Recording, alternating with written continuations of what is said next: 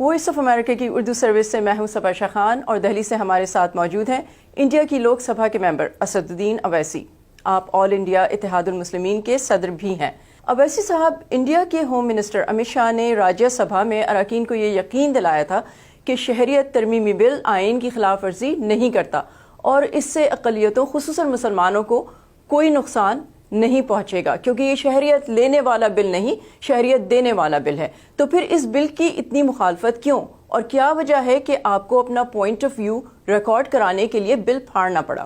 وطن عزیز کے جو وزیر داخلہ ہیں، ان کی جو قانون کے بارے میں ان کا جو علم ہے وہ ایک سیکنڈ ایئر کے LLB کے لاء گریجویٹ کے برابر بھی نہیں ہے، تو اس پہ جتنا ہم کم بولے بہتر ہے۔ دوسری بات یہ ہے کہ جتنے قانون کے ماہرین ہیں، سابقہ ریٹائرڈ ججز ہیں، انہوں نے باضابطہ کہا ہے کہ یہ شہریت بل جو اب آج قانون کی شکل اختیار کر چکا ہے، یہ ہندوستان کی آئین کے فنڈامنٹل رائٹس کی کھلی مخالفت کرتا ہے، اور جہاں پر مساوات یا ایکوالٹی کی بات آئیں گی اور مساوات کا مقابلہ ہوگا مذہب کے ساتھ، تو ہمیشہ ایکوالٹی مساوات پریویل کریں گے۔ یہ تو بنیادی بات ہے، سپریم کورٹ کے کئی ججمنٹس اس میں ہے۔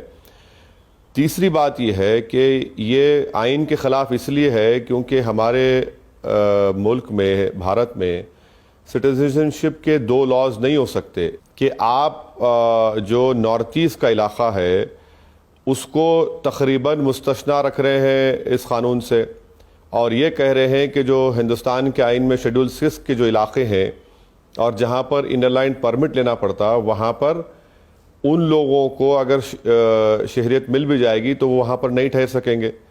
تو یہ سراسر غلط ہے یہ۔ اور تیسرا جو بنیادی وجہ یہ ہے کہ آپ نے سوال کیا تھا کہ وزیر داخلہ نے راجیہ سبھا میں اور لوک سبھا میں کہا کہ مسلمانوں کو فکر کرنے کی ضرورت نہیں ہے۔ مسلمانوں کو یقیناً فکر کرنے کی ضرورت ہے، اس لیے کہ یہ جھوٹ کہہ رہے ہیں۔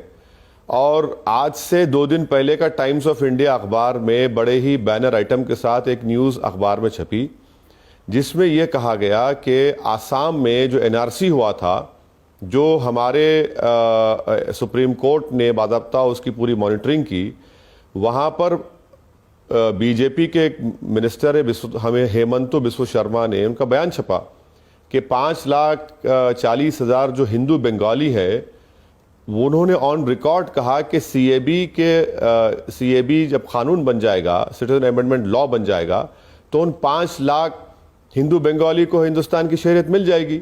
اور ان پہ جو مقدمہ چل رہا ہے، اس جو آج جو بل قانون بن چکا ہے، سیکشن 6 کہتا ہے کہ جتنے کیسز چلیں گے فارورڈ ٹریبیونل میں ابیٹ ہو جائیں گے۔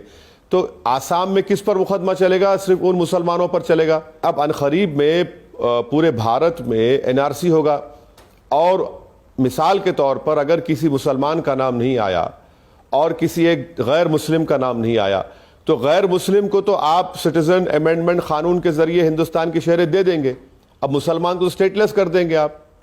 شہریت کے بل کو آپ نے کالا قانون کہا، جبکہ حکومت کا کہنا ہے کہ یہ انفلٹریشن کو روکے گا، تو آپ کیا کہتے ہیں اس کے بارے میں؟ اتنا جھوٹ بولتے ہیں کہ 5.5 سال سے ان کی حکومت ہے، آپ نے کتنوں کو ڈیپورٹ کیا بتائیے؟ بمشکل 50 لوگوں کو ڈیپورٹ نہیں کیا۔ اب رہا سال انفلٹریشن کا، تو آپ یہ بتائیے کہ انفلٹریشن کیسے ہو رہا ہے جب آپ کی سرکار اگر ہو بھی رہا ہے تو؟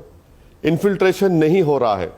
ایک بات سمجھنے کی ضرورت ہے کہ بنگلہ دیش کی جو اکانومی ہے وہ بھارت کی اکانومی سے زیادہ گرو کر رہی ہے۔ ان کا GDP میرے خیال سے غلط نہ کہوں تو 7-8% کے برابر ہے۔ انفلٹریشن اگر آپ کا ہو رہا ہے تو ذمہ دار تو آپ ہے نا۔ BJP نے یہ بھی کہا تھا کہ ہم آسام ایکارڈ کے قائل ہیں۔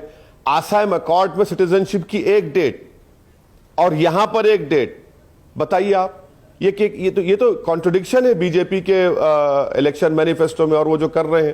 تو سراسر یہ ان کا تمام چیزیں سامنے آ رہی ہیں، وہ اور انشاءاللہ مجھے یقین ہے کہ یہ پورے بھارت میں پوری عوام کے سامنے ایکسپوز ہوں گے۔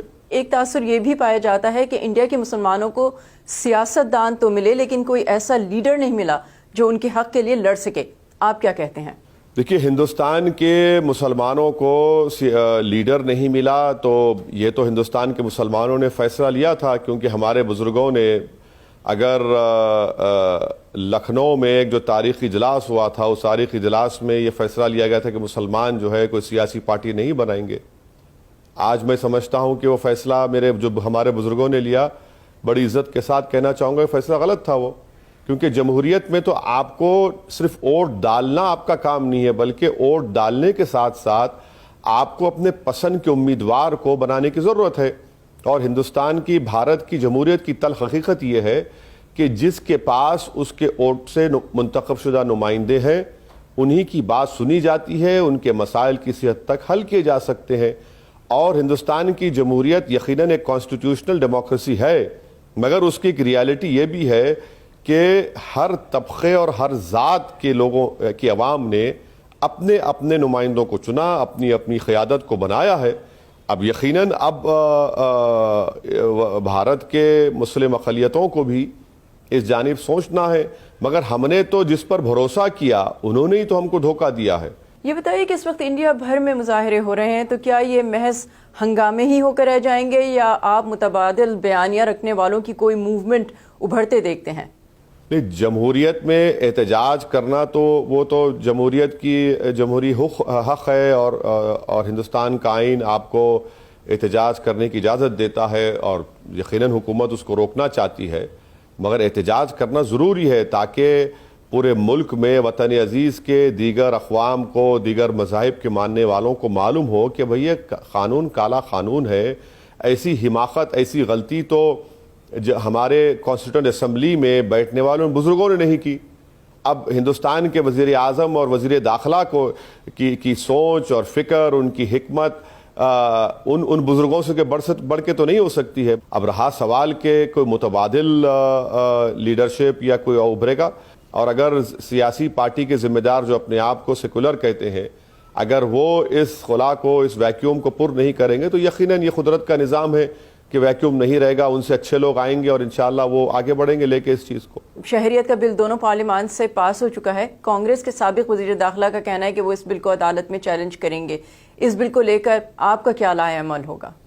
نہیں، ہم بھی انشاءاللہ تعالی ہمارے قانون کے ماہرین سے مشورہ کر رہے ہیں، اور عنقریب میں آج یا کل ہم اس پر فیصلہ کریں گے، مگر جہاں تک عوام تک جا کر سمجھانا ہے، عوام کے جذبات کی ترجمانی کرنا ہے، وہ بھی ایک بہت بڑا اہم کام ہے، اور اس سلسلے میں بھی ہماری سیاسی پارٹی مختلف ملی اور تہذیبی تنظیموں کے ساتھ ہم لوگ مل کر ایک پروگرام بنائیں گے، اور انشاءاللہ تعالی ملکگیر پیمانے پر ایک احتجاج ہوگا، عوام کو بتلایا جائے گا۔ اب دیکھیے اس کا اتنا برا اثر بھارت پر پڑ رہا ہے کہ ہمارے وزیر اعظم اور جاپان کے وزیر اعظم کی جو ملاقات تھی گوہاٹی آسام میں، اس کو ملتوی کرنا پڑا، کیونکہ آسام اور گوہاٹی میں کرفیو لگا ہوا ہے، وہاں کی عوام احتجاج کر رہی ہے اس قانون کے خلاف۔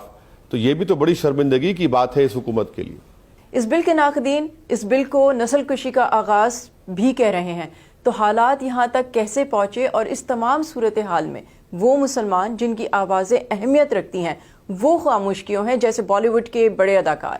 اب دیکھیے، اب میں تو اپنے بارے میں کہہ سکتا ہوں یا کسی سیاسی پارٹی کے بارے میں کہہ سکتا ہوں، مگر یہ جو آپ ان عظیم الشان شخصیتوں کے بارے میں آپ سوال کر رہے ہیں، یہ نہیں معلوم یہ کون سے آسمان کے ستارے ہیں، میں ان کے بارے میں نہیں کہہ سکتا، نہ میں ان کی ترجمانی کرنے کا مجھے کوئی حق حاصل ہے۔